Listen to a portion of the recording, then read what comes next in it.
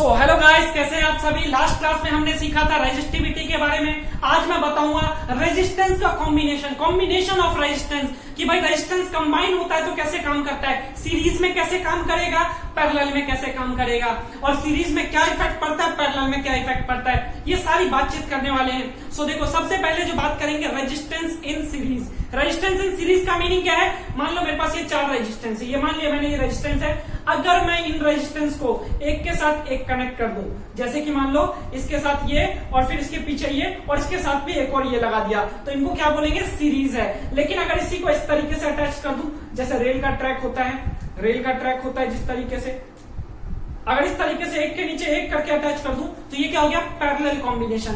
सो series और parallel दोनों समझेंगे। सबसे पहले रेजिस्टेंस इन सीरीज कॉम्बिनेशन। सो देखो, अगर सीरीज कॉम्बिनेशन में अगर रेजिस्टेंस आता है, जैसे मान लो आपके पास ये सर्किट देता हूं, मैं ये सर्किट ड्रॉ कर देता हूं। ये मान लीजिए ये हमारे पास कोई सर्किट है। इस सर्किट के अंदर ये 3 रेजिस्टेंस है। ये 3 रेजिस्टेंस कौन सा, पहला वाला R1, दूसरा वाला R2, तीसरा वाला R3। ये 3 रेजिस्टेंस है। अब मान लीजिए यहां से जो वोल्टेज सप्लाई हो रहा है ना, वोल्टेज जो सप्लाई हो रहा है वो V वोल्टेज है। यहां से V वोल्टेज जा रहा है और करंट जो जा रहा है I जा रहा है, करंट जो है I जा रहा है। सो यहाँ रेजिस्टेंस R1, R2, R3। तो एक चीज आपको याद रखना है, जब भी हम कॉम्बिनेशन में रेजिस्टेंस सॉल्व करते हैं ना, एक चीज याद कर लो, ये ट्रिक है हमेशा के लिए। भाई सीरीज कॉम्बिनेशन में ना, आपको सीरीज कॉम्बिनेशन में ये याद रखना है कि भाई करंट कभी नहीं बदलेगा। सर्किट में, पूरे सर्किट में हर एक डिवाइस को सेम करंट जाएगा, ये बात याद रखना है। करंट जो है सेम रहेगा, ये लिख लेना कहीं अच्छे से, गहरे अक्षरों में लिख लो, करंट सेम रहेगा, लेकिन वोल्टेज जो है ना हर एक डिवाइस को डिफरेंट मिलेगा। सीरीज में हर डिवाइस को करंट सेम मिलेगा, लेकिन वोल्टेज जो है डिफरेंट मिलेगा, ये बात याद रखना है। और पैरेलल में क्या हो जाएगा, इसका ऑपोजिट हो जाएगा।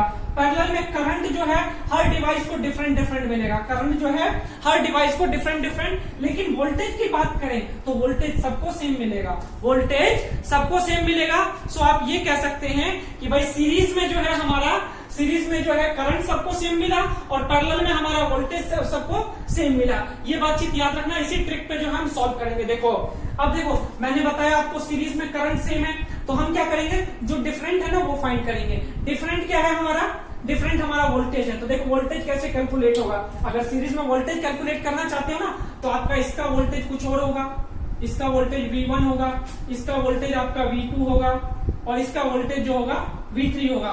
वोल्ट मीटर को हम कैसे लगाते थे, पैरेलल लगाते थे ना, डिवाइस के पैरेलल लगाते थे ताकि हम उससे वोल्टेज कैलकुलेट करें। एमीटर को सीरीज में कनेक्ट किया जाता है, ये बातचीत आपको याद होना चाहिए। अब देखो, इसमें अगर हम यहाँ पे ओम्स, टोटल रेजिस्टेंस क्या होगा पहले वो समझो। टोटल रेजिस्टेंस निकालने के लिए सीरीज में फॉर्मूला जो बनता है, R इक्विवेलेंट जो होता है, R इक्विवेलेंट बोलते हैं टोटल रेजिस्टेंस को। R1 प्लस में R2 प्लस में R3, मतलब कि जितने भी रेजिस्टेंस है ना सबको ऐड कर दो। इक्विवेलेंट रेजिस्टेंस का मीनिंग क्या होता है वो समझिए। इक्विवेलेंट रेजिस्टेंस होता है कि भाई मान लो घर में 3 बल्ब है, 3 बल्ब आपका, एक 9 वाट का है, एक 6 वाट का है, एक 2 वाट का है। तो तीनों को अगर जोड़ो तो कितना आएगा, 9 6 15, 15 2 17, मतलब 17 वाट का बल्ब बन गया। तो अगर मैं उन तीनों की जगह पे एक लगा दूं तो काम तो वही करेगा, रोशनी उतना ही देगा। सिमिलरली बच्चों, यहाँ रेजिस्टेंस में भी है, यहाँ 3 रेजिस्टेंस है। हमें ये बताना है कि भाई इन तीनों को रिप्लेस करके ऐसी कौन सी वैल्यू डालूं जिससे कि इन तीनों के इक्विवेलेंट काम करेगा, तीनों के बराबरी काम करेगा। तो जब भी सीरीज में रेजिस्टेंस होगा ना, तो आपको क्या करना है, सिंपली ऐड कर देना, R1 प्लस में R2 प्लस में R3 कर देना है, तो आपका टोटल रेजिस्टेंस आ जाएगा। अब ये फॉर्मूला कैसे आता है, इसको देखिए। फॉर्मूला कैसे आता है, न्यूमेरिकल, ये जो डेरिवेशन, इसके लिए डेरिवेशन क्या है, तो आपको क्या करना है, ओम्स लॉ अप्लाई करना है। According to Ohm's law. Ohm's law क्या कहता है बताइए। ओम्स लॉ कहता है V is equal to IR। Ohm's law कहता है V is equal to IR।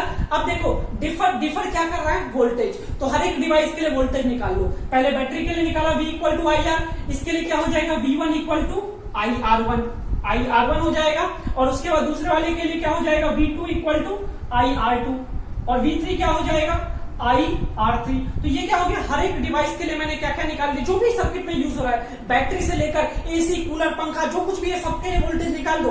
अब वोल्टेज निकाल दिया, भाई बैटरी से भी वोल्टेज सप्लाई हो रहा है, तो वो कहां जा रहा है, V1 plus V2 plus V3, यही जा रहा है ना। So we can say that V is equal to V1 plus में V2 प्लस में V3 कह सकते हैं, बिल्कुल कह सकते हैं। अब इसमें वैल्यू पुट कर दो। V की जगह क्या पुट कर सकते हैं हम, V की जगह IR पुट किया जा सकता है, V की जगह हम IR पुट कर सकते हैं। सो पुट कर दो V इक्वल टू IR और V1 की जगह IR1 और V2 की जगह क्या करेंगे IR2, V3 की जगह क्या करेंगे IR3, ये पुट कर देंगे। अब देखो इधर राइट साइड में I तीनों जगह पे इसको कॉमन निकाल लो, कॉमन निकाल लेंगे तो क्या हो जाएगा अंदर R1 प्लस में R2 प्लस में R3 और यहाँ IR तो है ही, तो अब ये I से I कैंसल हो जाएगा, हमारा जो ये I से I है ना कैंसल हो जाएगा। कैंसल होने के बाद क्या बचेगा R equal to R1 plus में R2 प्लस में R3, तो हम बोल देंगे कैंसल होने के बाद R equal to R1 plus में R2 प्लस में R3, तो यही हमारा क्या हो गया R equivalent total resistance. Series में जब भी कंबाइन होगा तो यही फॉर्मूला अप्लाई करेंगे, तो देखो सेम वैल्यू नहीं आ गया जो हमने यहाँ पे एज्यूम किया था वही वाला आ गया, तो यही फॉर्मूला होता है R इक्विवेलेंट फाइंड करने का, किसमें जब सीरीज में हो। अब देखो अब मुद्दा ये क्वेश्चन कैसे आएगा सर जी ये भी बता दीजिए। तो देखो क्वेश्चन कैसे आ जाएगा, पहले आप इसको स्क्रीनशॉट ले लो एक, फिर मिटा देते हैं, ये ले लिया स्क्रीनशॉट। हाँ अब देखो ये जो है ना सिंपली ऐड हो रहा है, ये जो है सिंपली ऐड हो रहा है, ऐड हो रहा है तो भाई क्या होगा रेजिस्टेंस की वैल्यू बढ़ जाएगी, रेजिस्टेंस की वैल्यू ना बढ़ेगी। अब देखो क्वेश्चन में समझना, जैसे मान लो आपको इसी में दे दिया, इसी में जो है R1 R2 R3 लिखा है ना मैंने, इसी में अगर मान लो दे रखा है कि भाई R1 जो है 6 ओम है और R2 जो है मेरा 5/2 ओम है और R3 जो है मेरा 3 ओम है, तो टोटल रेजिस्टेंस बताओ क्या हो जाएगा। तो मैं क्या करूंगा सिंपली, मेरे पास फॉर्मूला है R is equal to R1 plus में R2 प्लस में R3, तो मैं क्या करूंगा R की जगह R ही रहने दूंगा, 6 प्लस में 5/2 प्लस में 3, इसको ऐड कर दूंगा, एलसीएम ले लूंगा 12 प्लस में 5 प्लस में 6/2, दैट मीन्स की 23/2। तो ये मेरे पास क्या हो गया रेजिस्टेंस हो गया, इतना ओम रेजिस्टेंस आ गया टोटल रेजिस्टेंस। अब मान लो वोल्टेज भी आपको दे रखा है, मान लो 12 वोल्ट वोल्टेज दे रखा है और आपको बोला करंट भी फाइंड करके बताओ क्या होगा सर्किट में, सर्किट में करंट क्या होगा ये भी बताओ। सो फिर से निकाल दो, ओम्स लॉ लगा दो, करंट निकालना है ओम्स लॉ लगा दो, V इक्वल टू IR। अब V इक्वल टू IR लगाने के बाद हम क्या करेंगे, यहां से I कैलकुलेट करेंगे तो क्या हो जाएगा V/R, तो V कितना है 12 वोल्ट और यहाँ रेजिस्टेंस कितना है 23/2। अब ये 2 नीचे डिवाइड हो रहा है, ऊपर जाके क्या हो जाएगा मल्टीप्लाई, सो हमारे पास क्या हो जाएगा करंट क्या हो जाएगा 24/23, दैट मीन्स कि आपका 1 पॉइंट समथिंग क्या हो जाएगा एम्पियर में, करंट हमेशा एम्पियर में होगा। तो इसी में फ्रैक्शन में छोड़ना है, फ्रैक्शन में छोड़ दो, एक्चुअल में कैलकुलेट करना है तो एक्चुअल में कैलकुलेट कर लो।